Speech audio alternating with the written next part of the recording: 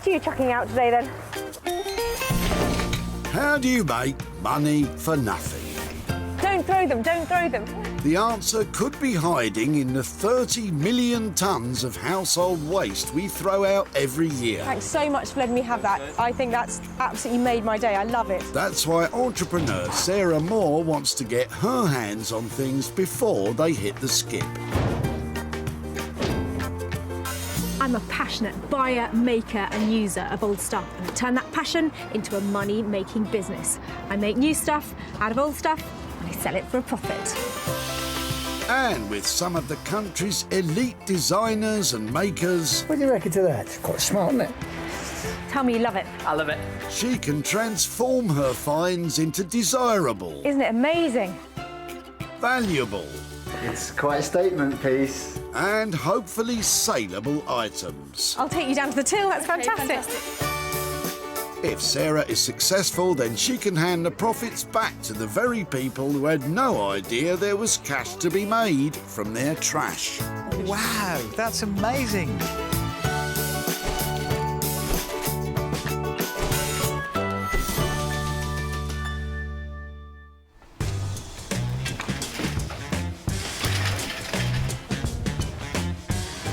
Today, Sarah is at the busy Whitley Recycling Centre in Surrey, where they take just about anything, much to Sarah's delight. Old toys, crockery, battered cabinets all have potential to turn a profit. So it's rummage time. Sarah needs to find 3 items with a little bit of potential that can be turned into profit. They're flooding in here. Anything can be in the back of these cars. Before she can get stuck in, Sarah had to get special permission from the folks who run the centre to find those hidden treasures. I'm after rubbish that's not rubbish, but your rubbish is rubbish. Imagine bringing actual rubbish to a rubbish tip. Honestly, some people. Thankfully, Chris and Son Kai have 1 or 2 things Sarah might be interested in. Hiya. Right. You having a good clear out? Yeah. Quick, Sarah, get in there for a nosy while he's gone. I really like those. They're nice, aren't they? So where are you getting all this from? Sorry. That's just from my garden and the sheds. We've been sorting the sheds out. Excellent. I really like those. All the stands. Yeah, what were they used for? It's like an axle stand. I really like them.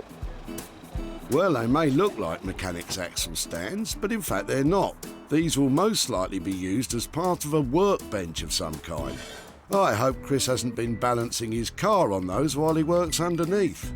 If it would be all right to take those, I'd love to take them, but can I keep in contact and show you what I've done with them? Yeah, of course you can. Yeah? Yeah, no worries. I'm really pleased with these. Thanks ever so much. So Chris is happy to hand on his old rusty props, but what does he think Sarah will do with them? No idea. Fair enough, Chris. I've got a designer in mind that will absolutely love these. And when we're finished, there's going to be a really amazing product, and I'm hoping some proper money to be made. Proper money for those? Well, if you're going to stand a chance, you'll need the help of someone very special.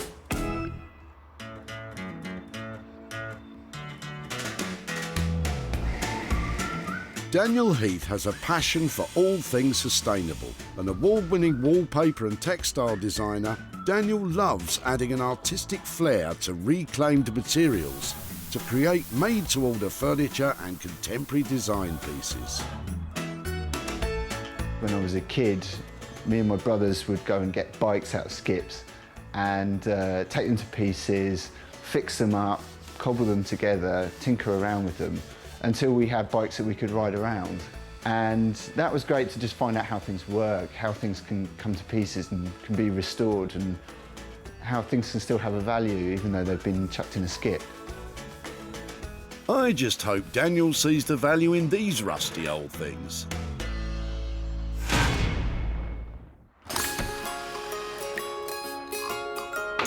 We are 1 down and 2 to go, and as ever, Sarah is busy poking around strangers' boots. Right.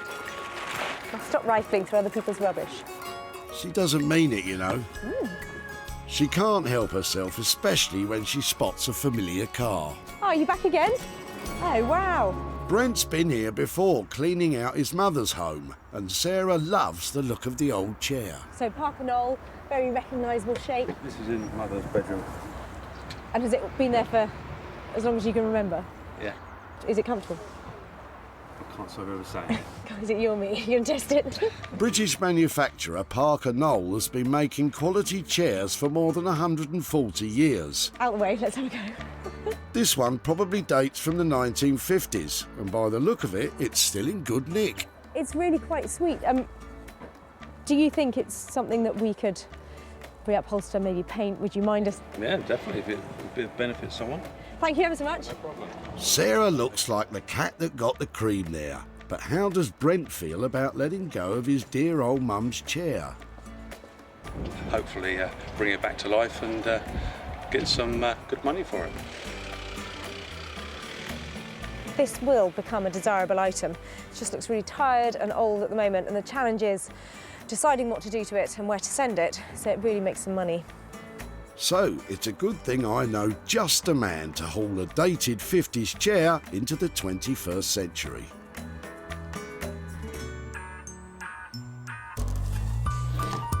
Introducing Anthony Devine. Anthony's unique and quirky upholstery has earned him the reputation as one of the most imaginative craftspeople around.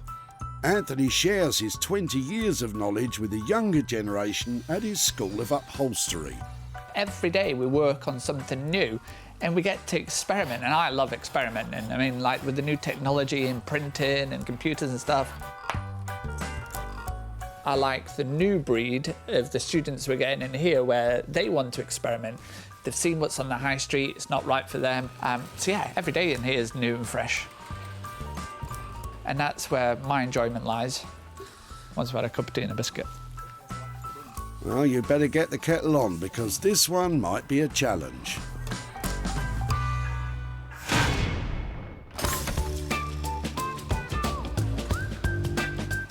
Having already secured 2 items, now it's Sarah's turn.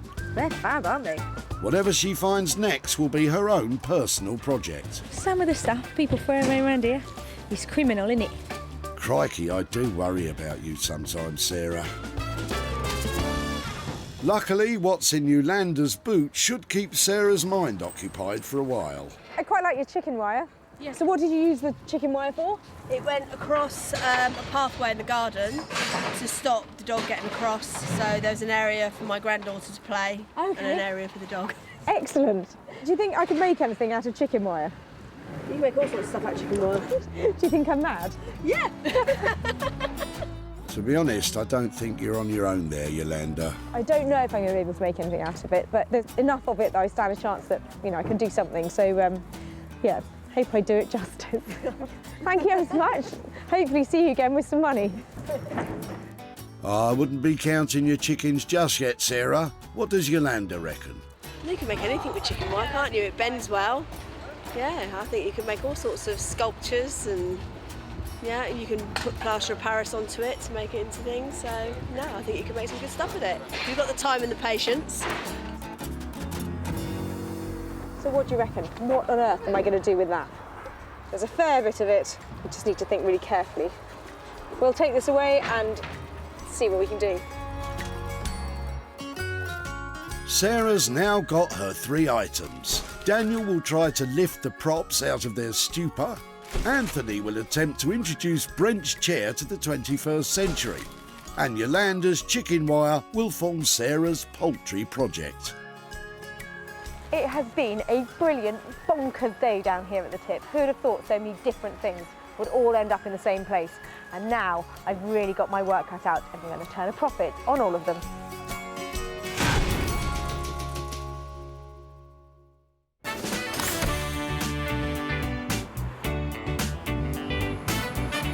Walthamstow in East London is just a sort of vibrant place where urban grit combines with exciting young design talents. So it's the perfect place for Sarah to unload those rusty metal props, and designer Daniel is standing by. I'm in anticipation. Hopefully, you know, it's something that we can do something really special with. Not too many wobbly legs, that sort of thing. You might want to sit down, Daniel. These are not the most obvious items to bring to Daniel Heath. He's a surface pattern designer that normally likes to print on flat things. But I've got great ideas for these. I hope he likes them too. Only one way to find out. Danny boy, Hello, how you doing? I'm really well, how are you? Yeah, good to see you. And you? Look what I've got for you. Presents. Oh, right, okay. Are we setting up a garage? That's really harsh. I think these... I was going for sculptural, No, they are nice. They are fine. nice. I like the curve. Really impressive, aren't they? Yeah, I can't work out what I'm going to do with them yet. I did think potentially we could raise them up. Do you have any pencils, do you? The height of the stands is adjustable with a little help, Excellent. so that might factor into any new plans. Maybe a console table, side table, I was thinking. Sure. I mean, I'd like a big table, but I'm sort of a bit worried about the structure. They're going to take a lot of weight, and they're quite, they're really stable. I think we could go for something bigger. Really? Maybe we could do something about 2 metres. That's huge, isn't it? Yeah, I think that'd do it. A great big table sounds right up Sarah's street. So, what's the plan? Taking away all the oxidisation and any flakes of paint, and then maybe we could get them coated, get them dipped, maybe get them a metallic finish. I'm loving the idea of metallic. Yeah, this all sounds lovely, dipped, metallic, but at the moment you just have a pair of legs. Where's the tabley bit going to come from? Possibly join some scaffold planks together. We sand it back, and maybe I can do something on the top of it. A bit of painting, or maybe printing or applying some pattern onto the top. Magic, absolutely inspired. Well, old scaffolding doesn't cost much, but metallic dipping sounds expensive. In order to get these looking their best, to make that top, I think we're talking around £600. And, it's going to be a one of a kind. Well, I'll leave you the props, and I'll see you very soon. Great. Nice to see you again. Bye. Those props are really going to pack a punch when they're transformed into a dining table. When it comes to selling, size is important. A big table, I can make a big profit. Sarah is certainly thinking big, but Daniel's an expert in print design, not table making, so taking on this project is a real risk for him. It's a challenge, and they're interesting, they're exciting, but they really, really need a lot of work. At £600 outlay on materials and labour to transform the rusty props into a table means a big gamble on turning a profit.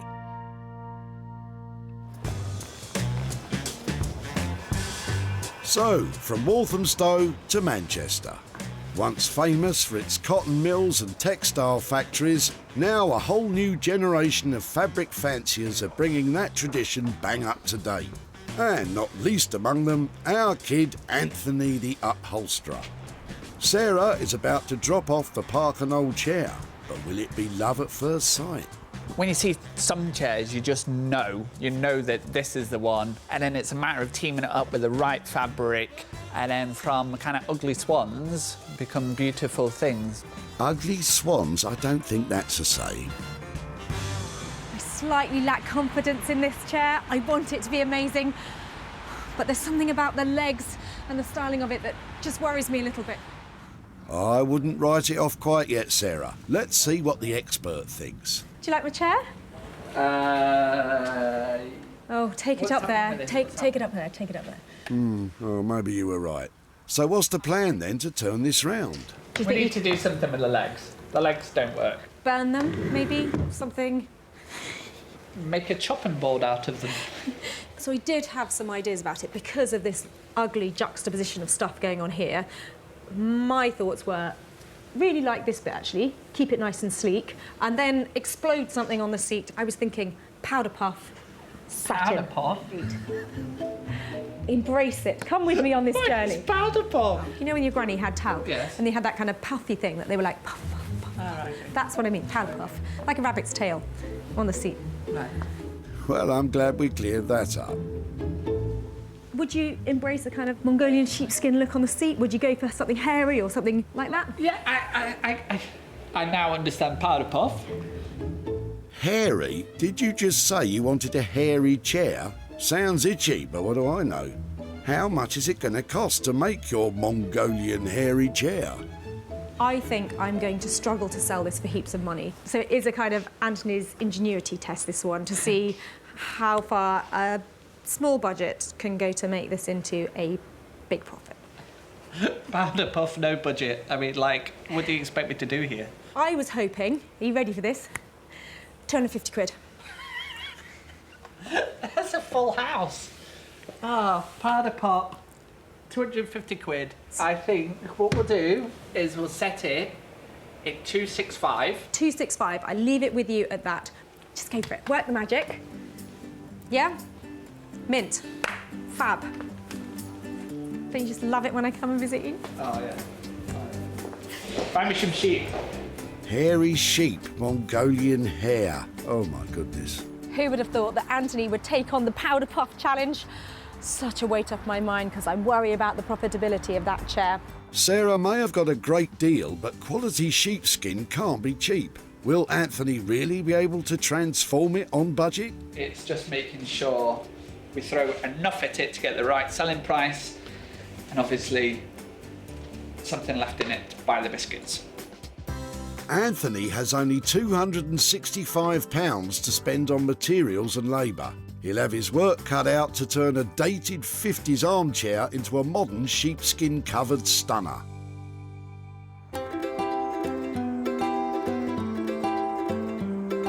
And speaking of sheep, there's no shortage of them in the quiet Sussex countryside, where Sarah is back home at her farmhouse and about to start work on the tangled old chicken wire. I've spent a long time thinking about what I might do with this. I came up with all sorts of ideas about maybe trying to tuft it and make a rug out of it, or perhaps big footstool with lots of strands coming off these to make a geometric pattern. But for something that's really approachable and effective, I thought I might have a go at sculpture. Chicken wire sculpture, of course. Sarah doesn't have an awful lot of experience chicken wire sculpting, so I'm curious to see how this one turns out. I've seen it done before and it can't be that difficult to make something beautiful out of this, can it? Famous last words. Large wire sculptures made by experienced artists can sell for several £1,000s, believe it or not. For Sarah, well, she'll start with the basics. I think I'm after a really strong shape, something that's recognisable just by its silhouette, so I'm wondering about birds or possibly animals. I've got an idea of what animal you can make from chicken wire, and Bramble looks to be thinking the same thing. I'm thinking maybe goose, or perhaps, if I can get the face right, some sort of fox, I reckon. That might work with a lovely long tail. I think go fox. I was going to say chicken because, oh, never mind. Sarah dons hard-wearing protective gloves for this job. It's really tricky to work with. I don't think I could do it. Just try and make it into its tail. I think what I'll probably have to do is join some bits on like the legs at the end. Chicken wire or poultry netting is commonly made from flexible galvanised steel wire and was traditionally used as fencing for poultry livestock to protect them from predators such as, well, foxes. I think the best thing about working with material like this to try and achieve something is just to pick it up and have a go. Another day I don't need to go to the gym. Ah, there you go. That's definitely looking a bit foxy. It looks just like a fox's tail, doesn't it? I think it's all right. I think the basic structure is getting there for the body. When it stands up, you can really see what it is. It's a bit like an anteater at the moment. I'm sure it'll be fine. Something's coming together, but the finished item really needs to be sale-worthy. Can Sarah really turn that anteater into a profit-winning fox? Sarah hasn't spent anything on the project yet, but she's still got a lot of work to do. Back in Walthamstow, Daniel is preparing to start work on the rusty props come dining table. But after taking a closer look at the state of the metal, it might be a bigger job than he first thought. It needs a lot of work before we can do anything with them, so before we can coat them in anything, because it's really, really flaky. It's coming off on the gloves, you can see. So I've got this wire brush. I'm just going to strip it down with that first. The tough wire brush removes the outermost layer of rust, but it'll take something even tougher to strip the rest of the rusty surface from the metal stands. Got some rust eradicator that I'm going to just use, and hopefully it should take it back to steel. The chemical goo should dissolve the fine rust in a matter of hours. In the meantime, Daniel turns his attention to the tabletop, and there's been a change of plan. We thought about using scaffold board, but now we've got this beach sports hall flooring, which I think will make a really quirky and interesting top for the table. I think we want to keep the lines because that points to where it came from, and it's obviously salvaged, but it's quite quirky. Yeah, it's definitely quirky. A table made from an old gym hall. I hope you gave it a wipe. So the plan today will be to measure these out, see which ones look good together, and cut them to size. This is starting to sound less like a high-end interiors table and more, well, yeah, quirky. I can't wait to find out what Sarah thinks.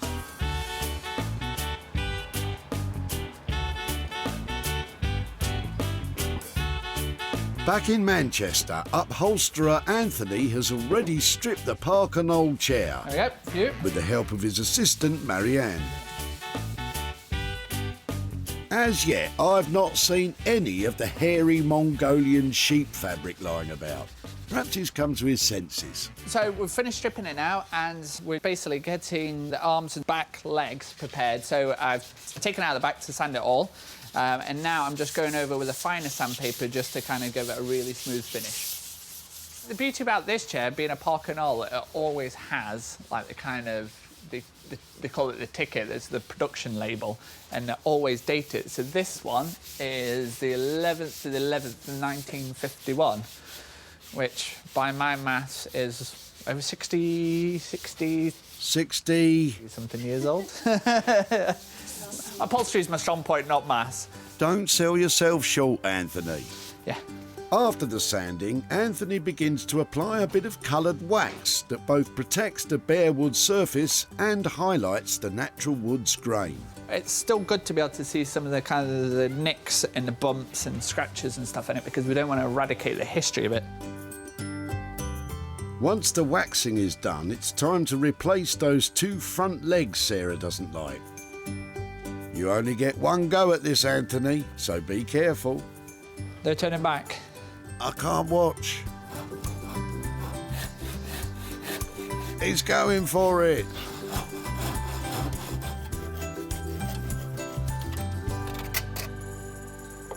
Right, stand it up. Ta-da! Done. Well, not quite. Anthony is adding new slimmer legs which complement... Oh, careful. I need a few screws. I think that'll be best. The new slim legs will give the chair a more elegant and hopefully saleable look. So what do you think, Anthony? It might be a bit wobbly. After the other leg is attached, Anthony turns his attention to the chair's new padding. He's using classic and modern techniques to re-stuff the chair. So this material is made up of all recycled bits and pieces, and we use it's called layered felt. And this here is to create a lumbar support, and then we'll build up a few more layers over the top. After the layered felt and support, Anthony adds a softer layer of cotton padding for comfort. Feather that side up to there, and we'll staple that in. He then adds a layer of fire-retardant calico to bring the chair up to modern safety standards. Oh, and here comes the next apprentice. It's Anthony's daughter, Poppy, come to supervise her old man. Is that good? You happy with that? You tell him, Poppy. I think Sarah's going to like it. What did you say? Bang on trend? With Poppy's encouragement, they're making real progress. We're good? It's quite nice, isn't it? Yeah. It's looking better, but it doesn't much look like a sheep. He still needs to add the Mongolian sheepskin cover he promised Sarah, and it better be a stunning transformation, because Sarah really needs to buy us to flop to this one. Back in Walthamstow, Daniel has turned his attention to the tabletop. So this is some old sports hall flooring. What we'll do is we'll put glue down here to join the pieces together and mix and match the pattern so that it's fairly random. And then what we do is it slots together and we use a mallet and we give it a good whack and basically whack the pieces together so that they're tightly bonded.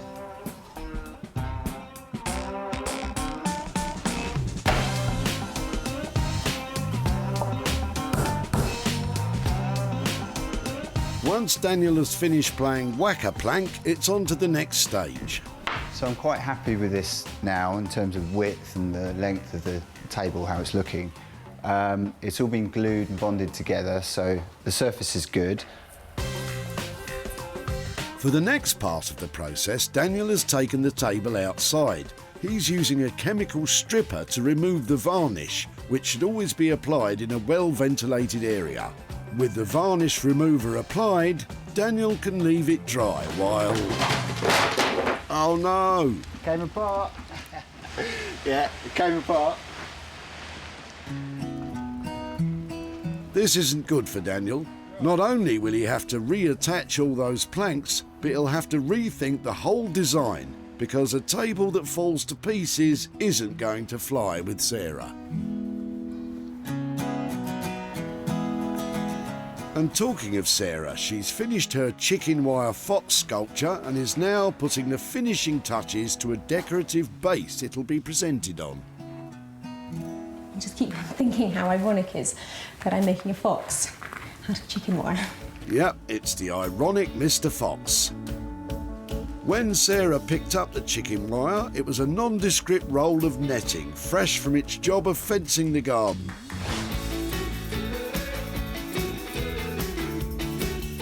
Crafty Sarah has now created a stunning sculptural fox, ready to lark through any darkened woodland. The table display incorporates copper piping and candelabras, which really sets off the handsome fella to best effect. Bravo! Well, he's all done and he really is a bit of fun made out of some chicken wire, but hopefully he's got the essence of foxiness needed to make him saleable. I mean, I quite like having a go with things like this because you just don't know what you're going to achieve. Once again, Sarah's proved she's a dab hand at anything she can put her mind to. But will anyone else think so? Let's try and get it sold. Before Foxy was Foxy, it was just Yolanda's old wire mesh. What did you use the chicken wire for? It went across a pathway in the garden. Sarah saw potential, but Yolanda wasn't as sure. Do you think I'm mad? Yeah. But she was happy to pass the netting on. Thank you so much. Hopefully see you again with some money. And you know, she just might. Sarah's found a buyer for the wire fox, and would you believe it, they're just down the road from home. Cosy Sussex pub, the Fox Goes Free, snapped up our Foxy. I can't imagine why. And manager Christian seemed glad to add him to the family. It looks like it's at home already, to be honest with you, so fantastic, really good. So Christian loved our Foxy, but how much was he willing to spend? Sarah has travelled to Chiddingfold in Surrey, where Yolanda is hard at work. Hi there. Oh, hi. Lovely to see you again. Yeah, and you? You look busy. Yeah, come all mucking out. It's never finished. No, I don't. How many horses have you got up here? We've probably got about 30 at the moment. Wow, that keeps you Yeah. busy. Well, I've been busy with the chicken wire that you dropped off. I got the task of turning it into really? something, yes. Did you have any idea about what we'd do with it? Do you know, I was thinking about it and I thought you might, the same as you said, sculpt it and put plaster of Paris or something and turn it into something. And after that I thought, nah, nothing else is going to happen. I went for sculpture. I haven't really done anything like that before, so it was quite good fun to get hold of it and try and make something out of it. Do you want to see what we did? I'd love to. Yeah, so that's how it started. That probably looks more familiar, and that's how it ended up. Oh wow, that's lovely. Fox sculpture. No, that is really nice. I didn't think you'd ever get it looking as good as that. That's great. So he was a good bit of nose to tail recycling. There was nothing added to him that wasn't found either from you at the tip or hanging around at home. He was snapped up by a pub down in Charlton. And they paid us £50 for him, and so that's for you. Brilliant, thank you. I made a decision that if he ever did sell, or if you made something, that I would give the money to charity. So that will definitely be going to charity. Thank you very, Brilliant. much. Well, I really enjoyed working on him. Thanks a lot. Thank you. Sarah spent absolutely nothing on materials, meaning with a sale of £50, Yolanda has £50 to donate to a charity of her choosing. So that's one item producing a profit. Let's see if we can make it 2.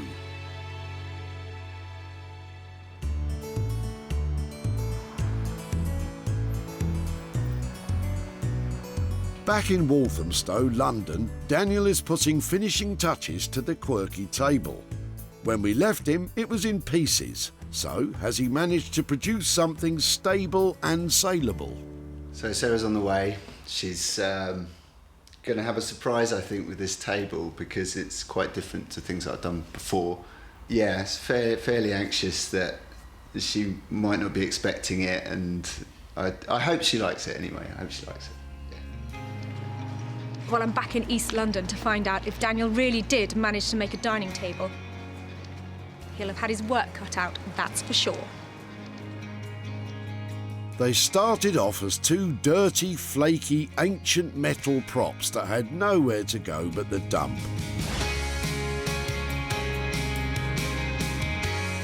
Now Daniel's transformed them into a quirky, stylish table, suitable to grace the very hippest of homes. The rusty stands have benefited from a slick and glossy new paint job. The blue legs complement the shined-up gym flooring that Daniel has used to create a striking geometric tabletop. That certainly looks like it's not going to fall apart. Here we go. Brilliant. Oh, Daniel, that's great. It's Thank so you. fresh. It's quite poppy. We've stabilised the legs and we've kind of made them, quite bright and fun. It's beautiful, and I love this reuse, this gym floor, was it? Yes, yeah. Fantastic.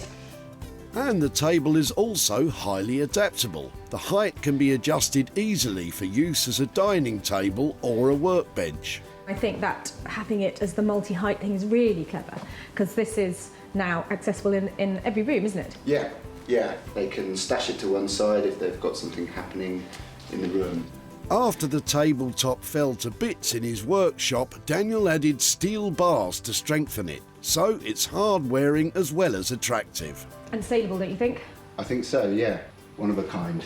Yeah, that's what we like, isn't it? Yeah. Just like you, Danny boy, just like you. OK, well, I think that's looking like a profitable piece for me, and that's good news. I think you've created a truly special piece of furniture. Well done, thank you. Thank you very much. Cheers, Sarah. Well, I have just picked up the first ever Daniel Heath dining table. Turns out he's rather good at them. That is definitely going to be saleable. I was pleased that she was pleased with it. I think it's quite different from other things that I've done, and it's quite fun. So, yeah, delighted. I think because this item's quite flexible for people, you know, it's adjustable. I think it's quite hopefully it will sell. Yeah, hopefully it will appeal to a lot of people. But, you know, we'll see when it gets out there.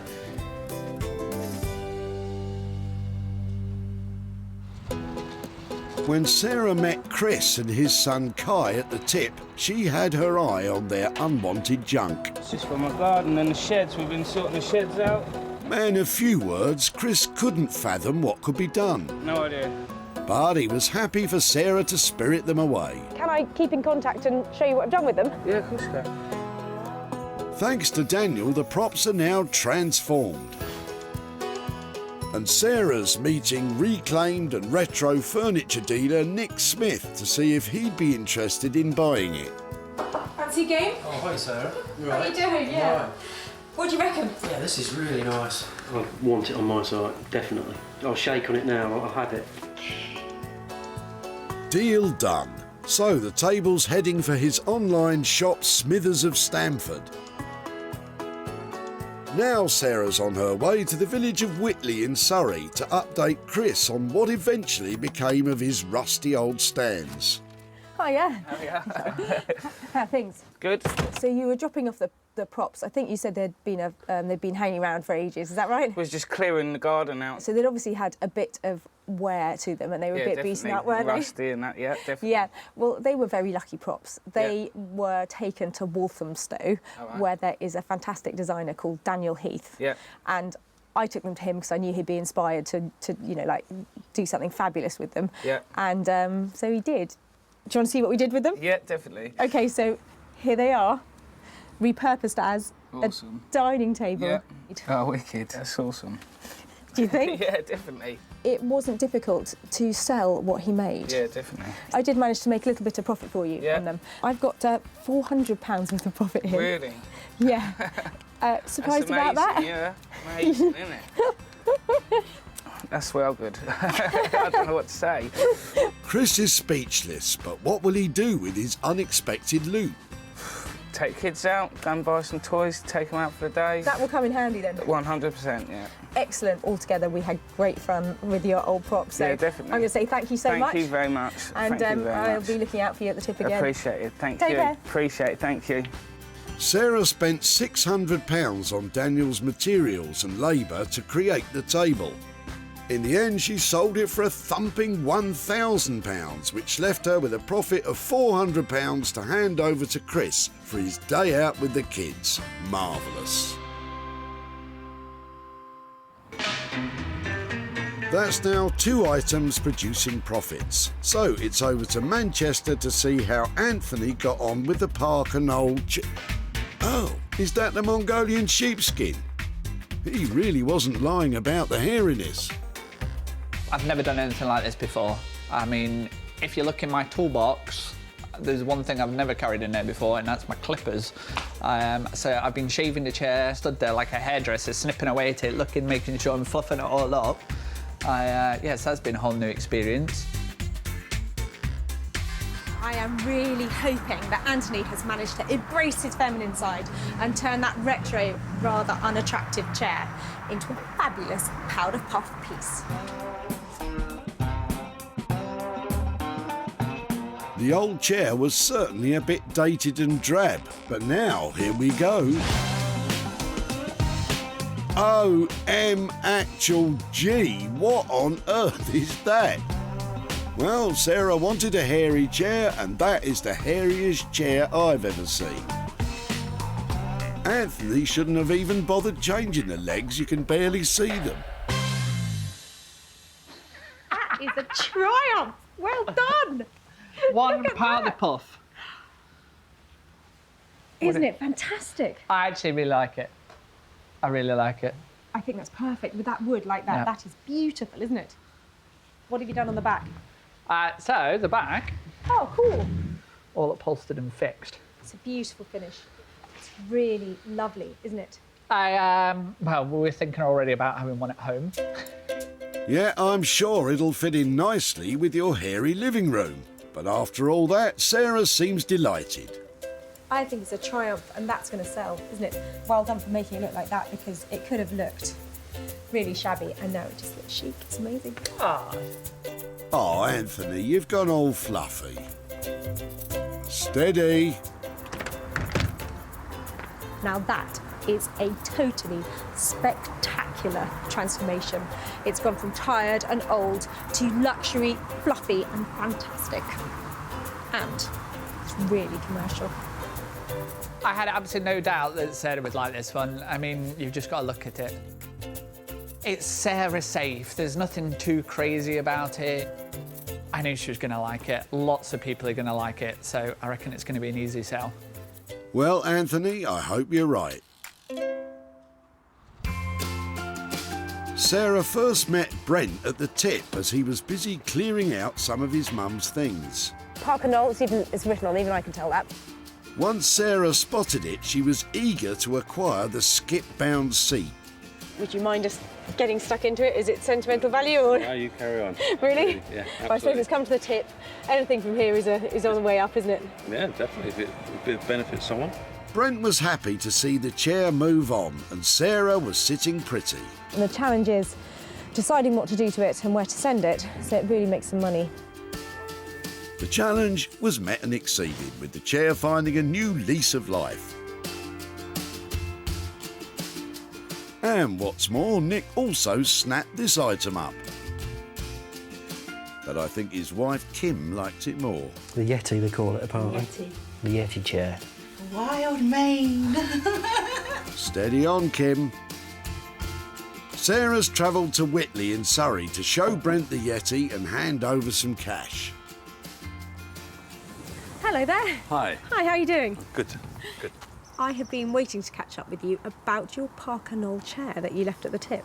Yep. Now, it came out of your parents' house, is that right? It did. So, your chair went to Manchester to a fantastic upholsterer called Anthony Devine. All right. And he had one look at it, and I'm going to brace yourself, okay? Because Okay. I'd like to show you how it ended up. Are you ready for this? Go. Here is your chair. Oh my God.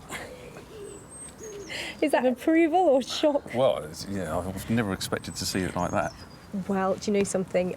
There are people who love that alpine chic and that sort of look. It has a place, and it really was a transformation because it did go from looking quite retro to looking really quite edgy. Yeah.